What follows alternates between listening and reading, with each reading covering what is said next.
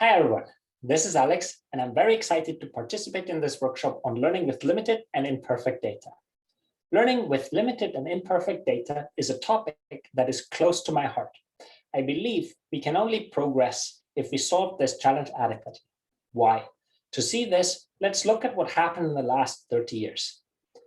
Early work in machine learning and computer vision used largely handcrafted decision trees to address tasks. However, it was very time-consuming to produce solutions for tasks because both features, that is, properties of data, and decisions had to be manually identified. In the 2000s, algorithms with like support vector machines, boosting, and random forests became more prevalent, and we mostly focused on designing features. This was more scalable as the algorithms were able to automatically identify the important features. However, designing good features remained a tough challenge.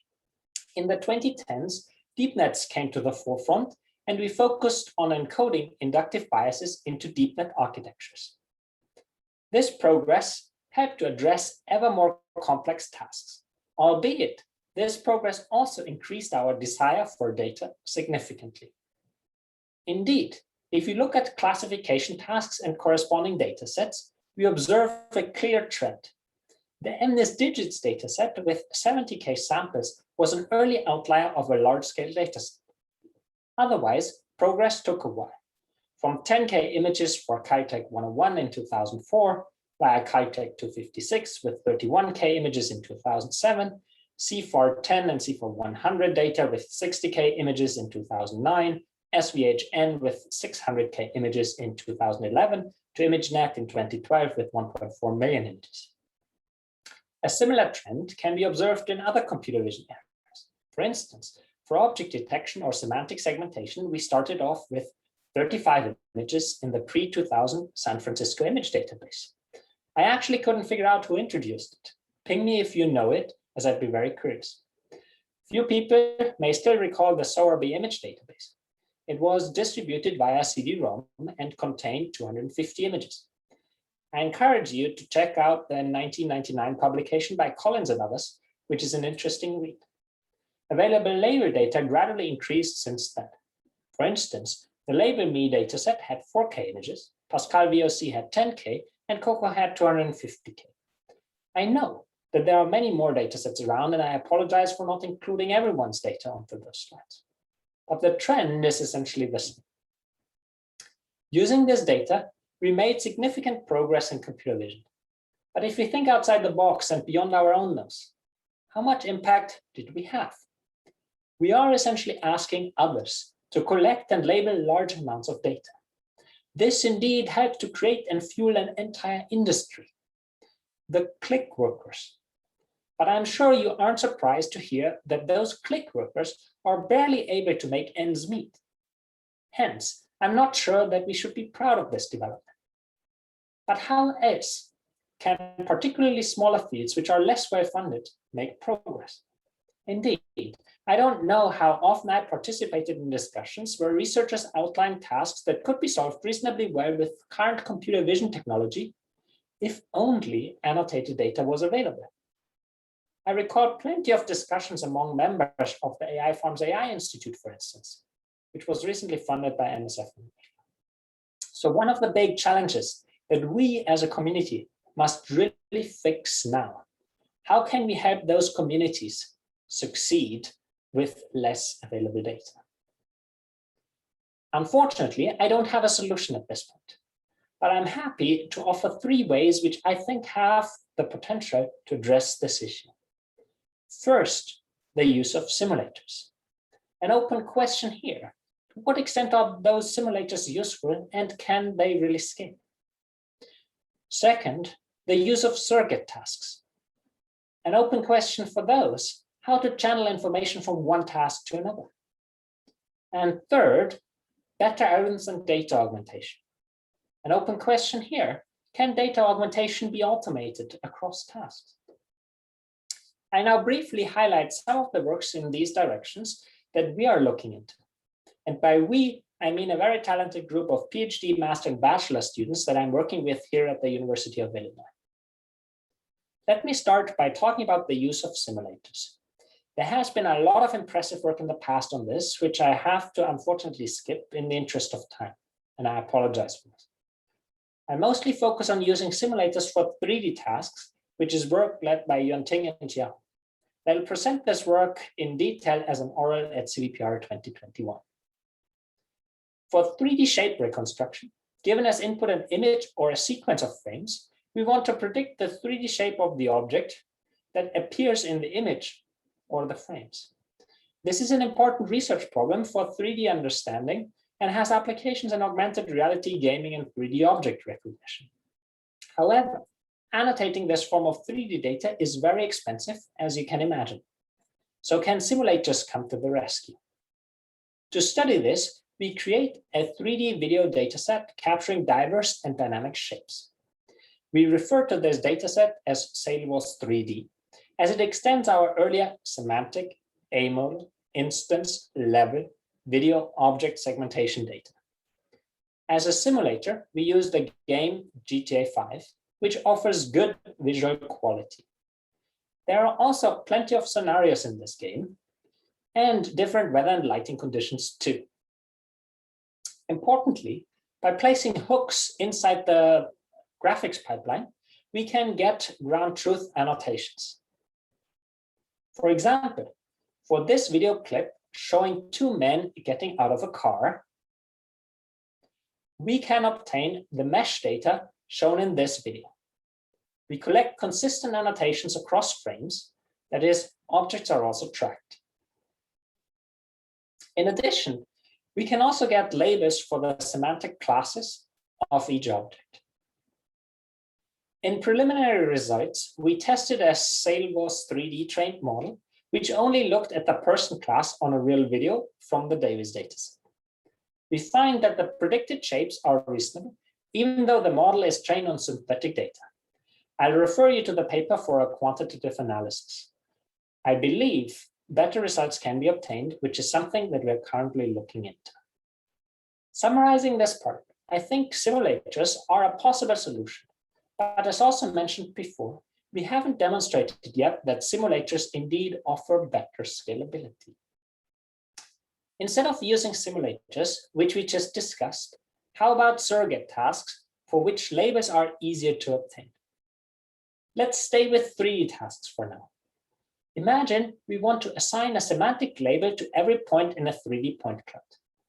Collecting 3D scans is reasonably easy nowadays, but annotating it with strong labels is a very painful task. In contrast, annotating weak labels such as class text is very efficient and thus good for large-scale experiments.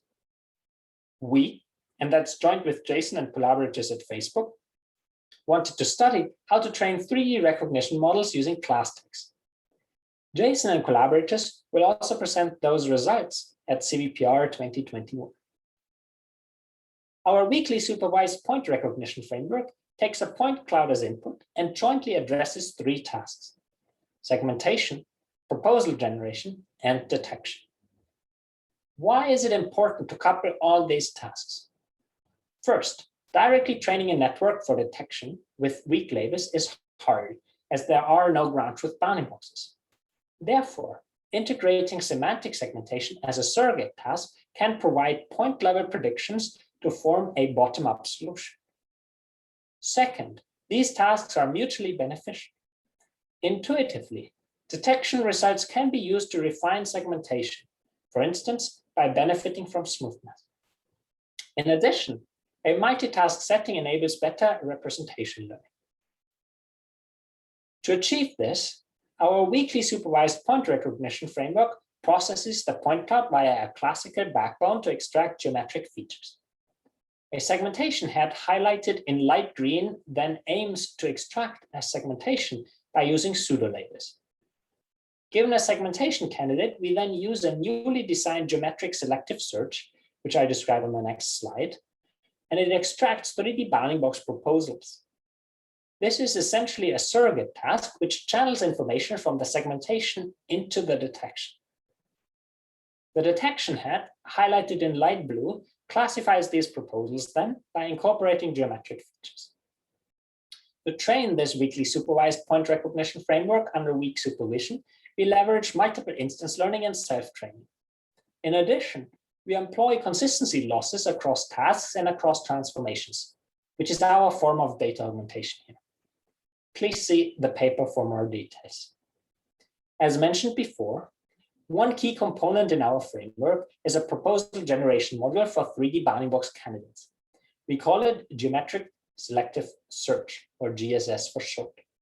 It uses a hierarchical agglomerative clustering and generates 3D boxes by grouping geometric primitives like planes iteratively.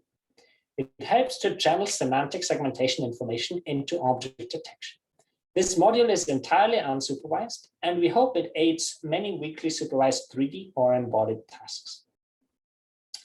Let's look at the results of this weakly supervised point recognition. On ScanNet data, weakly supervised point recognition without any prior information outperforms prior work by a great margin. Specifically, on the mean IOU metric, we improve upon the runner-up NPRM by 6.3%. We also released the first benchmark for weakly supervised 3D detection. We observe weakly supervised point recognition to achieve promising results on par with some supervised methods that were introduced earlier. Moreover, the proposal generation module GSS works well in an unsupervised manner. It even outperforms some supervised solutions when further incorporating segmentation prediction. Some segmentation results, 3D box proposal candidates, and final detections are shown on the left, in the middle, and on the right, respectively. I summarize this part by saying that surrogate tasks show very promising results, but they also need to be designed manually, and their design is very task-specific, which isn't ideal for scaling to arbitrary tasks. To address this issue, instead of simulated data and surrogate tasks, how about the above better algorithms? Indeed, significant progress has been reported since the classical expectation maximization techniques have been devised. Many of these benefit from data augmentation and surrogate losses. Let's make this a bit more formal. We are given a dataset D of XY pairs, where X is the input data and Y is the assigned label.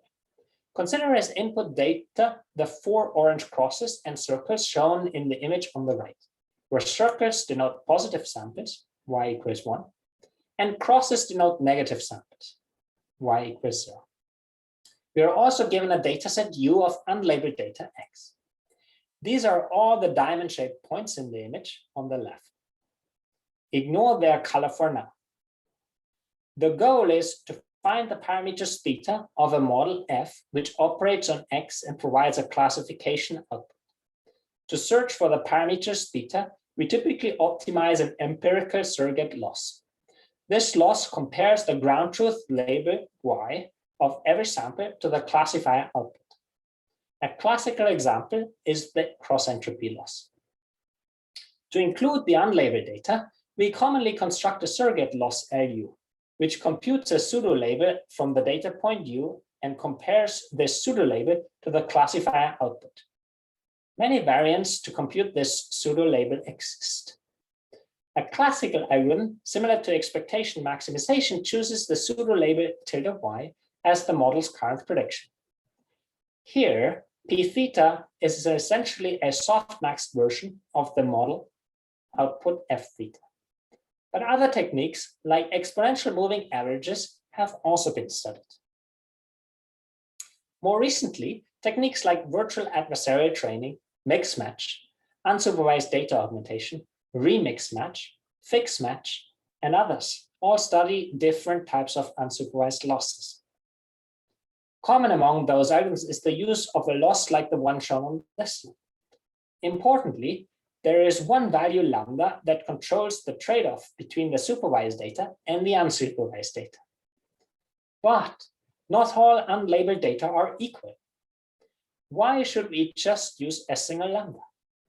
Also, existing methods generally tune this single lambda manually. Can we avoid this? We, and that's joint work with Jason and Raymond, we're wondering whether we can first use one weight lambda u per unlabeled data point, and whether we can second automate tuning on a validation set V, which consists of XY pairs. How to do this? To formalize this process, we wrote down the following bi-level program. It finds the best weights lambda using the supervised loss evaluated on the validation set, subject to the fact that the chosen model weights, theta asterisk, are obtained by solving the augmented training objective. This training objective is modified to include one weight per unlabeled data point. Solving this program isn't exactly trivial. A few challenges need to be overcome. For instance, how to measure a sample's impact on the model. For this, we use influence functions, a classical 1980s result from robust statistics. Since we have weights per unlabeled example, we need per example gradients. This isn't trivial to do in classical deep net frameworks like PyTorch or TensorFlow, which typically aggregate across samples. A few adjustments are needed to get those in a computationally efficient manner. Use of the influence function also requires inversion of a hashing or an approximation length. We study different techniques to do this. Lastly, we need efficient optimizers over parameters for every unlabeled data point. Not every data point is part of every mini batch, though. Consequently, we must be careful about updates of history and momentum variables. In any case, I'll not bore you with those details. Please check the paper for more. Instead, let me show you some results. On the left side, we have again the plot from the half moon dataset, which I showed earlier. 4 positive and 4 negative labeled examples are given. On the right-hand side, we have the circle dataset. Again, 4 data points for each class are provided. The color of the diamonds indicates the weight lambda u. Intuitively, we observe the approach to assign large weights to those samples where the method is sure about the pseudo-label. Those tend to be mostly samples which are far from the decision boundary. Beyond synthetic data, we can scale this to typical datasets presently used for semi-supervised learning, such as the C410 dataset. The method I just discussed permits to attain encouraging results compared to a large variety of baselines. I want to emphasize that we aren't a large corporation. Despite a small compute budget, we obtain encouraging results. The trends also hold on the larger SVHN dataset. To summarize this part, I hope I was able to demonstrate that we can learn from few labeled data points and that bi-level optimization is a useful tool to tune the involved hyperparameters, even if there are quite a few. However, I also want to mention that scaling is an important open question that needs further research here. To conclude, in our computer vision community, we have shown that scaling datasets permits very accurate results for many tasks. However, we can't expect that other communities can replicate this because it requires a lot of money and time. To really have a transformative impact, I think we as a community need to help others scale as well. To do that, we need to figure out what works, and I think there are a variety of promising areas among which I discussed 3 today. Using simulators, using surrogate tasks, and developing algorithms.